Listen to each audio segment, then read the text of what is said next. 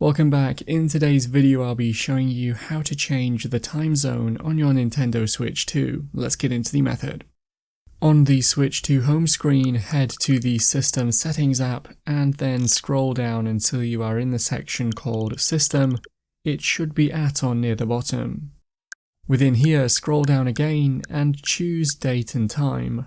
Now select Time Zone and you can choose the new time zone that you want from the list. This should update the time zone, but if you notice it changing back automatically, you could turn off the other toggle switch on this page. That's how to change the time zone on your Nintendo Switch 2. If you have any questions, then let me know in the comments below, and if you did find today's video helpful, remember to leave a like and feel free to subscribe for more tips in the future. Be sure to stick around to see some of my other videos that you might be interested in. Thanks so much for watching, and I will see you in another video.